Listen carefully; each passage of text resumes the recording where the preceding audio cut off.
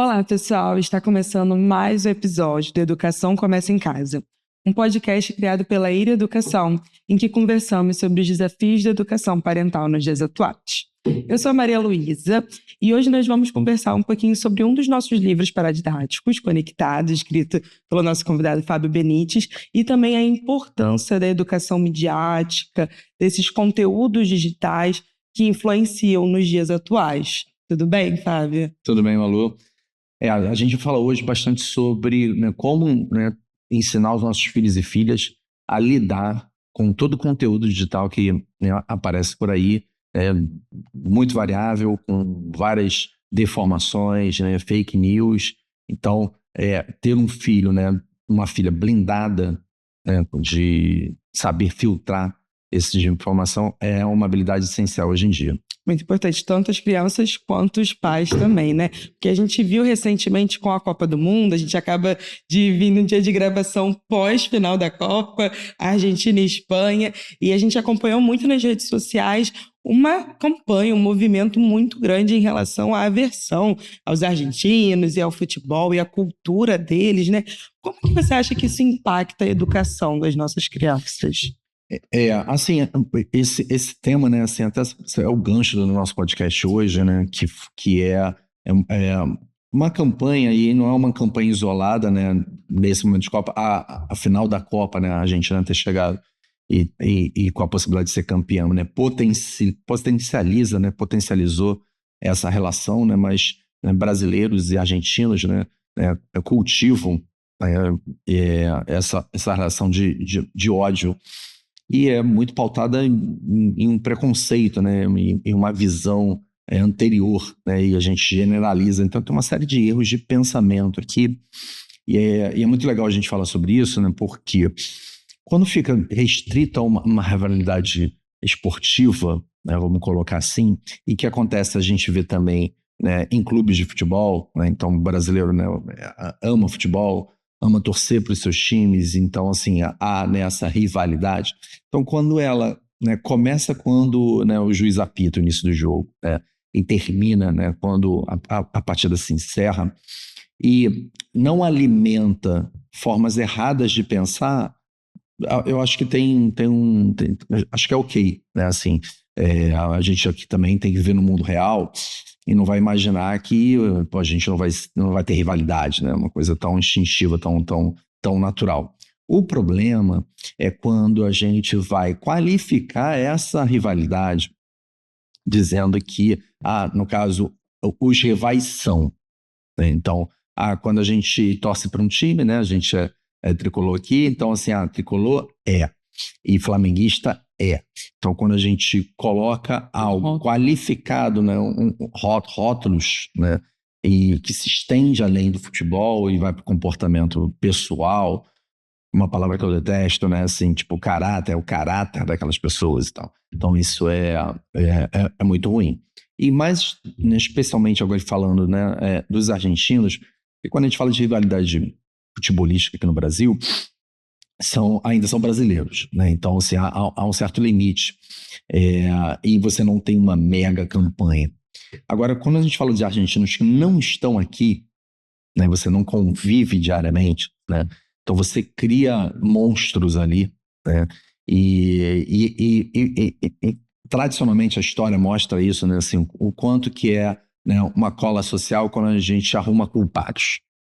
E quando a gente arruma os vitimizadores.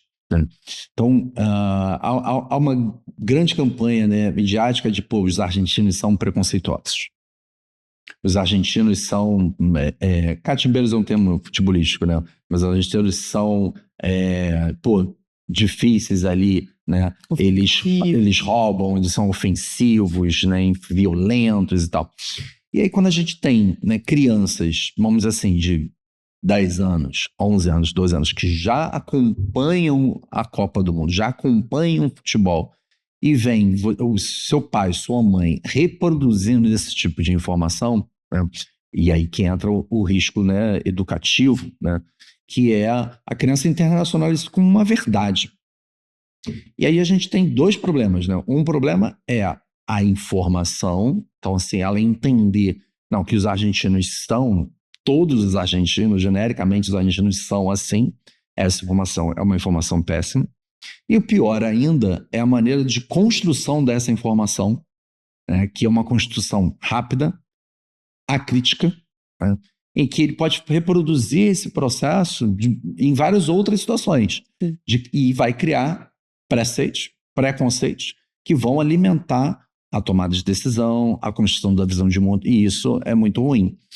Então, nós como pais e mães, acho que tem que estar muito atento a isso. A gente não deve banalizar esse processo de construção de determinada persona, né? E aí, no caso, né, de uma determinada população, uma determinada cultura, isso é muito ruim. E a gente fala hoje isso aqui, né, porque essa construção, né, que é perigosa, e o processo é ainda mais perigoso, como eu falei, né, é muito alimentado pela mídia. Né?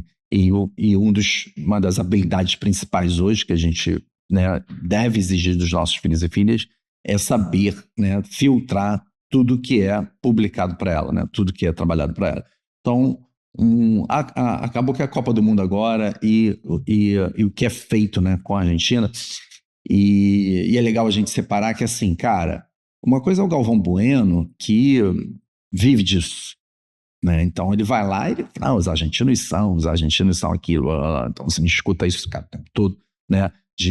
Dos canais de comunicação e tal, alimentando essa rivalidade, porque de alguma forma deve ser importante para ele, que vive disso, de esporte e tal.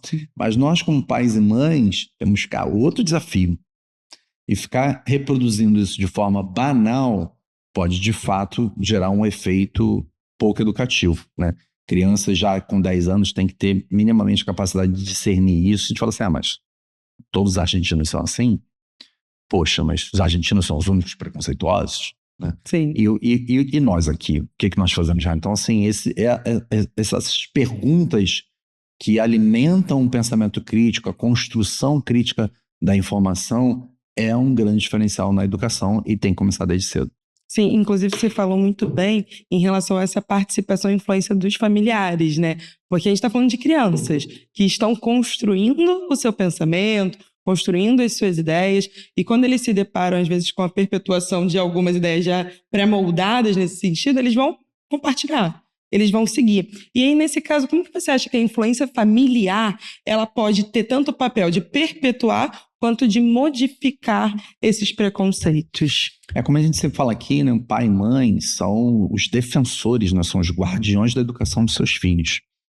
E quanto mais capacitado esse pai e essa mãe são nesse processo, quanto mais atentos são na construção do pensamento, né, melhor. Né? Então a gente sempre fala isso aqui, né? Educar é ensinar a pensar, né? Então, o que fica na cabeça do seu filho e da sua filha é aquilo que ele vai levar para tudo quanto é canto e vai acessar as outras informações com esse pensamento, com essa visão de mundo, com essa capacidade de pensar. Então, pai e mãe tem que estar sempre preocupado com isso, né? Assim, cara, como é que meu filho está pensando, assimilando determinada informação? Né? E eles são os principais guardiões, né? Então, nesse caso, né, assim, a oportunidade que a gente tem de ajudar ele a pensar, a formular, né, o pensamento né, você está vendo televisão e está vendo jogo, e aí alguém fala assim, não, porque os argentinos são, né, violentos, são preconceituosos, vamos lutar contra. Você vira para o seu filho ou sua filha e fala assim, você viu o que ele falou? O que você acha disso? Né? E aí, assim, pode ser divertido odiar os argentinos em algum momento, pode ser divertido. A rivalidade. Né? Pode ser divertida a rivalidade. Enfim, eu vivo no mundo real, eu entendo isso, né? Claramente. Né? Mas isso vai até a página 3. Né? Na página 4, a gente já tem que ter a criticidade, que é, o que você acha disso? Né? Eu falo assim, não, realmente os argentinos são nojentos, eu odeio os argentinos e tal. Opa, peraí, mas por que você odeia? Também não vai fazer uma desconstrução rápida. A desconstrução, a reconstrução tem que ser inteligente, tem que ser crítica. Por quê? Por que você odeia? Né? Então, assim, a maior tecnologia, a maior técnica de educação foi inventada por Sócrates lá atrás, há mais de 2000 anos, que é por quê? Né? Faz pensar.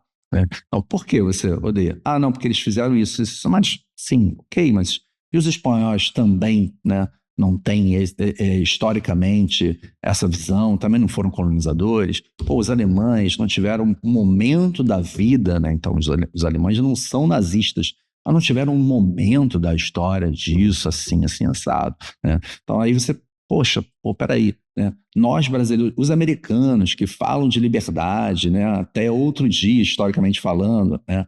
Os negros não podiam, né, sentar no ônibus, não tinham direito à educação. Cara, isso aí a gente está falando de 50, 60 anos atrás. Muito outro recente, dia. Né? Os americanos que defendem a liberdade o tempo todo. Então, assim, aí você assim, caramba, então, assim, preconceito, né, comportamentos hoje extremamente reprováveis em todo o planeta, praticamente, né, já aconteceram em várias civilizações, em vários povos. Né? Nós também já fomos escravistas até outro dia, né? Historicamente falando também, né? Enfim, isso era legal, né? Fazia parte não, era legal. A escravidão era algo permitido, era legal. Né? Então, assim, né? Nós também não temos, né, essa questão, historicamente falando. Então, a criança começa a pensar, pô, legal, assim, a gente tem uma disputas esportivas aqui, mas assim, eles não são desse jeito, eles são piores que nós. Sim. Quando a gente começa a construir vilões e nos posicionar como heróis, né? Isso é muito ruim para a educação. Por quê? Porque o adolescente, a criança olha para isso e fala assim, poxa, eu sou o herói, né? Então eu preciso melhorar meu comportamento, né? Basta detestar o vilão, né? E, poxa, não é por aí. A gente tem que aprender a dialogar com os diferentes, né? Então, assim, o que alimenta, né, esse preconceito por parte de alguns ou muitos argentinos? E você faz a criança pensar, e é essencial que ela pense, que ela não banalize situações que são importantes, como, por exemplo, preconceitos. Sim, e as redes sociais acabam inflamando, né? Tudo é muito inflamado, até porque a gente tem algoritmos trabalhando, né? A gente tem essas tendências de opiniões públicas sendo discutidas nesse sentido, né? Então, por exemplo, quando a gente olha para esse cenário histórico, por exemplo, que você falou, eu como uma professora de história, não consigo deixar de lado, né? A gente consegue avaliar que os outros países também tiveram seus desafios e poderia ser esse olhar que a gente está tendo, em vez de discursos simples, ódios compartilhados, né? Levar para outro caminho, né? Exatamente. E a gente vê, né, muitos influencers vendendo esse discurso rápido, esse discurso pronto, essa perfeição. E como que você acha, até o livro, né, trabalha muito, que a educação midiática pode trabalhar nesse sentido? Sim. Então, a educação midiática é você se preocupar, né, com ter, né, com construir no educando o pensamento crítico diante de textos editoriais, posicionamentos. Né? Então, qual é a intenção de quem está escrevendo? Qual é a motivação? Qual é o viés? Né? E uma coisa que realmente eu tenho muita restrição, né? Eu detesto bastante, né? São os pensamentos, né, de grupo que geram conforto para aquele grupo. E tem muitas influências que fazem isso, né? Então, tem influência tem alguns influências voltados para professor, né? E eu vejo que muitas influências, e é isso, falando professor, mas poderia estar falando de qualquer carreira, né? Qualquer grupo, né? E aí, o que ele faz? Ele tem um reconhecimento, né? Tem recompensa financeira, né? E prospera, né? Fazendo discursos que são confortáveis para aquele grupo. Que aquele grupo fala assim, poxa, esse cara tem razão. Né? Então, o influência de professor, ele vende o tempo todo que assim, né? O professor é, maltratado, porque, na Finlândia, não sei o quê, poxa, porque, na Itália, não sei o quê. Então, assim, cara, o erro está no Estado brasileiro, o professor é uma vítima. E esse discurso, né, vitimizador, né, e vítima é um discurso que vende muito, né? Então, historicamente, as pessoas, né, arrumam um culpado, né, e é nós contra eles, e aí eu vou ficar aqui do lado do nós, é um lado extremamente confortável, eles precisam mudar para a gente acontecer, dar tudo certo e tal. E assim, eu realmente tenho muita restrição a quem tem esse tipo de comportamento e procura ganhar a vida assim, né? Fazendo discurso para que determinado grupo se vitimize, né? E se coloque numa posição em que, cara, os outros precisam dar e os outros são os culpados pelas nossas dores, pelos nossos infortúnios. Então, identificar esse tipo de comportamento é uma lição também de educação midiática, a gente perceber isso, né?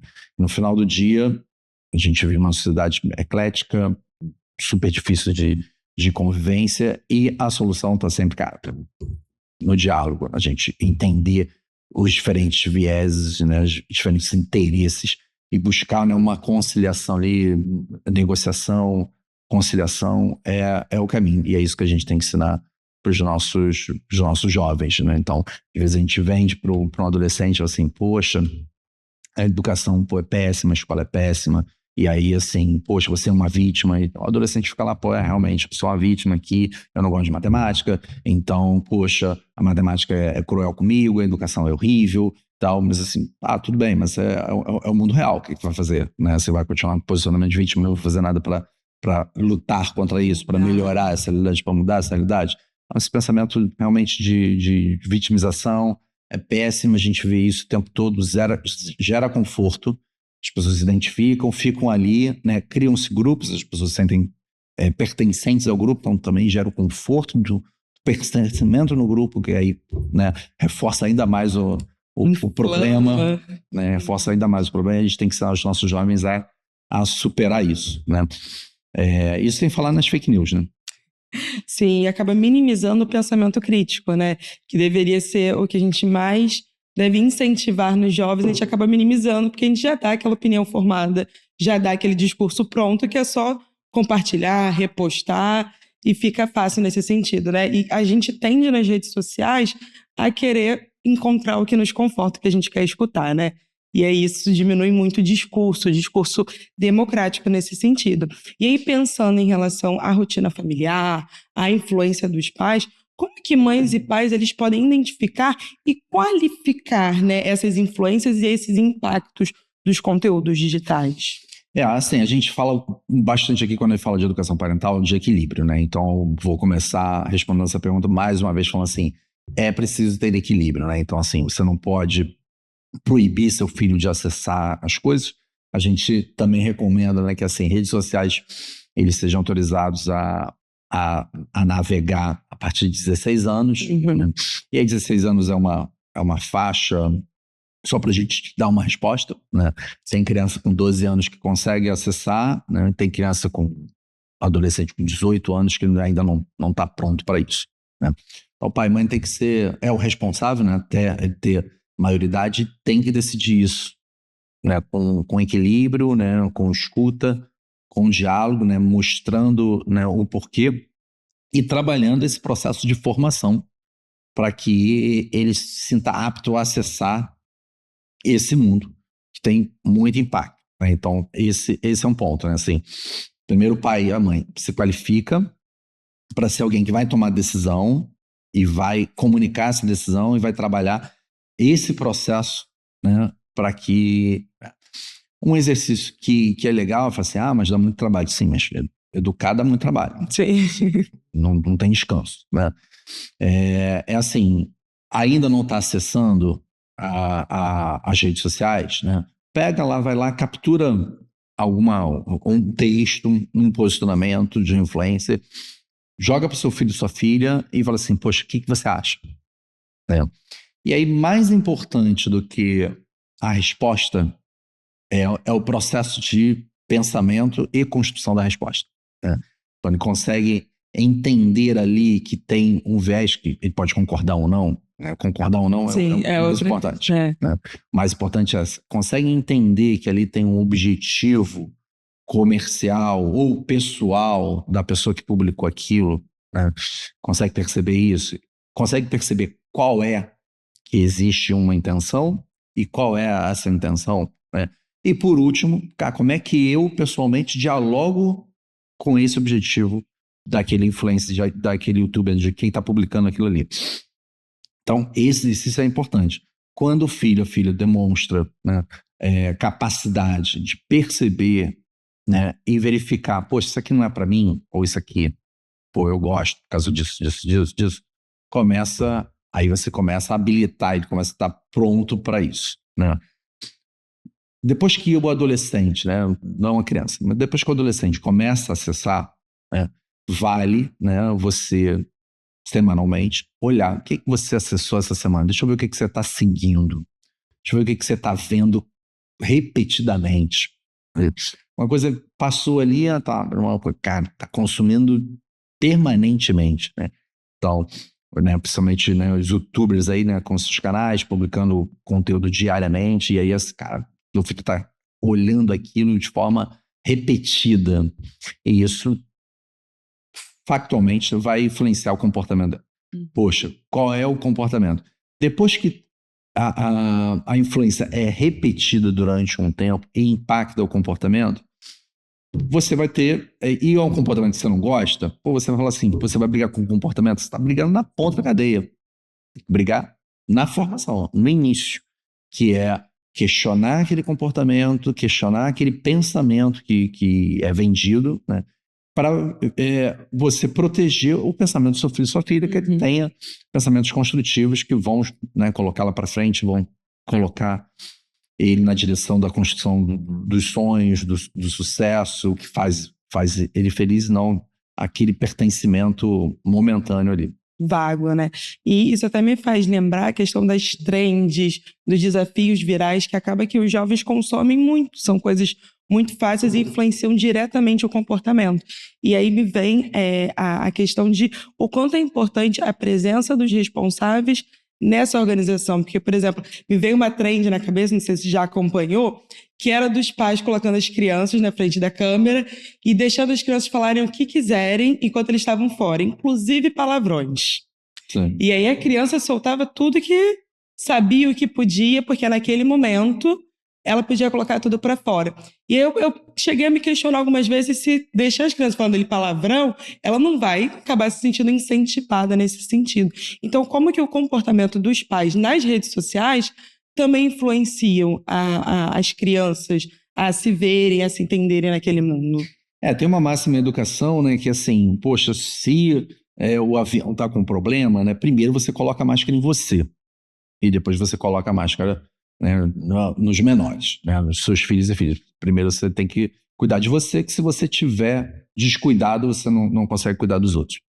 E aí, quando a gente fala de educação midiática, a primeira coisa é o pai se preparar para isso, né? O pai perceber, a mãe perceber que também tem um impacto, também tem influência no que ela está consumindo, que impacto tem isso, né? Então, se o pai e a mãe não tiver essa capacidade crítica e ficar repetindo as coisas, não vai ter capacidade de orientar seu filho e sua filha, né? Então, esse é um primeiro cuidado. Então, começa com a intenção, aqui o pai e a mãe perceber que é um ser humano, então é influenciável. Se consome muito rede social, vai estar, né, disposto ali, né? Tá exposto ali a estar sendo influenciado e vai, obviamente, impactar o comportamento dele. Isso, se impactar na criança, né? Então, obviamente tem que ter, né, esse cuidado. Esse cuidado começa sempre com os mais velhos, com quem está liderando, tem que estar disposto para isso, tem que ser um exemplo. Perfeito. E como é que você acredita que a gente consegue criar filhos, né, crianças, para saber lidar com toda essa riqueza de conteúdo, né? Para saber, de fato, diferenciar esses conteúdos, ver o que consome. Como criar uma criança assim? O diálogo, ele é essencial. Eu hoje estava pensando sobre isso, né? E até, né, cheguei à conclusão de que, assim, no nosso processo aqui de educação parental, né, de estimular a educação parental, a gente tem que lançar, né, um desafio semanal, né, para alimentar o diálogo do pai e da mãe com o seu filho e sua filha, né? Então, isso é muito importante, né? Então, quando você tem um diálogo, você tem influência, você está preocupado, você vai sempre depositar algo que é bacana, né? E questionar, né, coisas que são forças coletivas, né? A gente está falando hoje bastante aqui do ódio aos argentinos, que é uma força coletiva, que fica sendo divertido você ficar ali no meio de algo que pode criar um pensamento errado no seu filho. E é legal a gente falar assim também, acho que eu falo também sem tabu, né? Assim, pensar certo, pensar errado. Né? Então, assim, cara, se você alimenta, né, um ódio que tem um ou outro fato, né, mas você generaliza aquilo tudo, você ensinar seu filho a pensar errado. Né? E pensar certo é, cara, ser crítico, cara. Pô, todos a gente não são assim, todas as pessoas de lá pensam dessa forma, são assim, isso não faz sentido nenhuma generalização, né? A gente fala, deu o exemplo aqui dos alemães, do nazista, né? E todos os alemães eram nazistas, né? Então assim, pô, tinham alemães que eram contrários àquilo, né? Apesar de ser uma força, né, por coletiva, né, social, mas pô, tinham alemães que lutaram contra, né, a ascensão de Hitler e tal, então assim, pô, não dá para generalizar, né? E essas generalizações são ruins. Então, assim, pegou uma generalização, se nessa linha de pensar errado, tá? Joga para a mesa, joga para você. O que você acha? Pô, por quê? Né? Generalizações são fáceis de pensar e todo pensamento fácil costuma, né, pô, ser errado, ser preguiçoso. Ter preguiça de pensar é um segredo de fracasso. É um segredo de, né, você não criar uma criança, um adolescente inteligente, capaz de, né, se diferenciar. Então, combater, né, generalizações é uma forma de fazer isso e a gente tem que fazer isso, cara, o tempo todo. Até a gente perceber que, cara, seu filho já fica averso a uma generalização, né? Tipo, o cara vê uma generalização, ele já, pô, já fica incomodado, já, pô, não, pô, peraí, mas, pô, é sempre assim, né? Então, essa construção é uma construção permanente, a gente fala sobre isso aqui, né? Educação é o tempo todo, o pai tem que estar preocupado o tempo todo, a mãe tem que estar preocupada o tempo todo, e sobre generalizações, né? E vieses, né, midiáticos também. Então é uma questão constante, né? Um olhar e uma preocupação constante. E para a gente finalizar, né, eu queria saber se você tem alguma indicação para além do nosso livro, o livro que você escreveu, Pensado em Educação Midiática, se tem alguma série, algum outro livro, algum conteúdo digital que possa ser enriquecedor em relação a esse tema. Sim, então, uma coisa que eu acho que enriquece muito, né, é estudar filosofia. Né? Então, assim, filosofia é uma disciplina que tem um preconceito sobre ela, o tempo todo aqui sobre preconceito, tem um preconceito sobre ela, assim, eu conheço realmente também muitos professores, né, professoras que não facilitam essa desmistificação, né, porque não conseguem, né, tornar a filosofia prática, né, tornar aquela forma de pensar prática.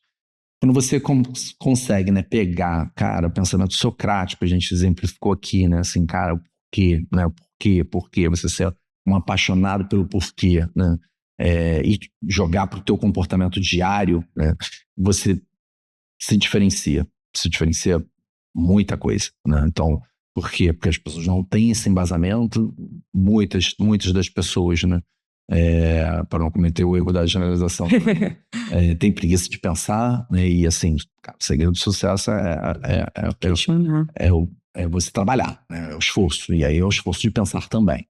Então, por quê? Porque, cara, então, pô, mas meu filho tá chato, porque ele pergunta por quê, tudo, cara, incrível, você não tá feliz? Eu estaria feliz. Meu mais velho é igualzinho a mim nesse sentido, tipo assim, cara, pô, por quê, cara, você ficou, pô, tranquilo, cara, tu vai perguntar o porquê até o final, até ter uma resposta que, pô, coerente, por mais chato que seja o processo, fico tranquilo, pode jogar qualquer coisa pra mesa dele que, cara, ele vai, pô, fatiar e tratar aquilo. Não sei se vai chegar na melhor resposta, porque, pô, é humano. Sim. Né? Então, assim, a gente não tem como garantir que seu filho vai chegar sempre na melhor resposta. Mas é aquela coisa do treino, esforço. Quanto mais fizer, tem mais probabilidade de sucesso.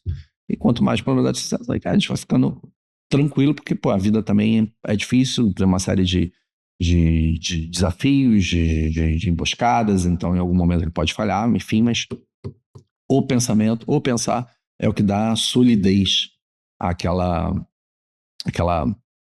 vida, né? A construção daquela vida pessoal e profissional. Né?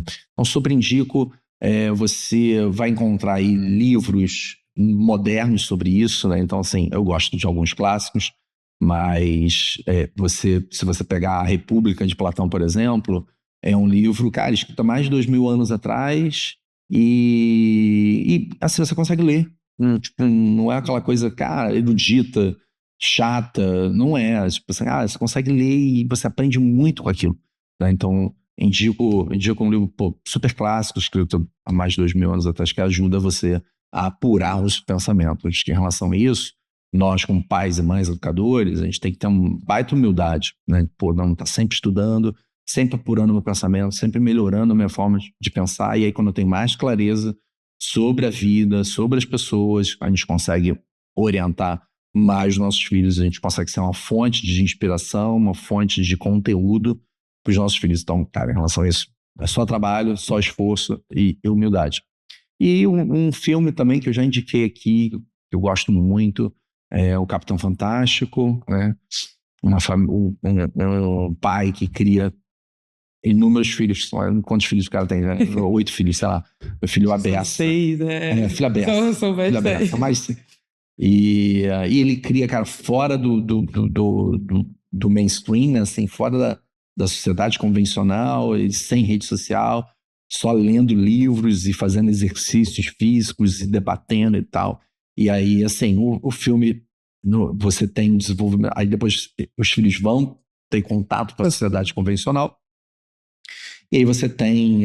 o filme, eu acho que ele retrata muito bem isso, né? Assim, tipo, dificuldades que eles têm, e a gente precisa entender que vai ter determinada dificuldade. Isso tem a ver com o viés do pai dele, o pai também que criou, né? E a mãe criou até determinado momento, né?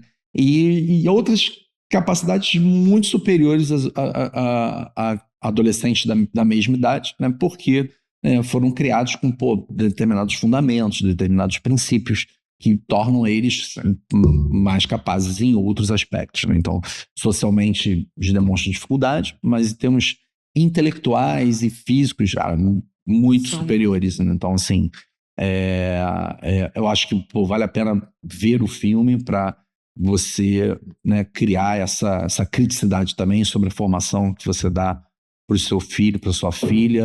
Eu também acho bem enriquecedor, né? Então, eu acho que é isso. São fontes alternativas de conhecimento que inspiram, né, influenciam o que a gente faz no dia a dia. Inclusive, esse filme ele também trabalha a questão da mediação no sentido de equilíbrio das ideias, de tudo isso, né? Traz esse debate de que extremos também precisam ser revistos, né? Sem dúvida. Igual nas redes sociais. Então, exatamente, trabalha bastante nesse sentido. Fábio, gostaria de agradecer pela conversa, foi muito bom, muito enriquecedora, muito atual também, próxima assim da nossa realidade. Gostaria de agradecer você também por ter nos escutado até aqui. Se estiver nos assistindo pelo YouTube, pode ativar o sininho de notificação já para assistir os próximos vídeos que virão por aí. Ou se estiver nos escutando pelo Deezer e Spotify, já segue a gente para ficar por dentro. Por hoje ficamos por aqui. Até a próxima. Tchau, tchau.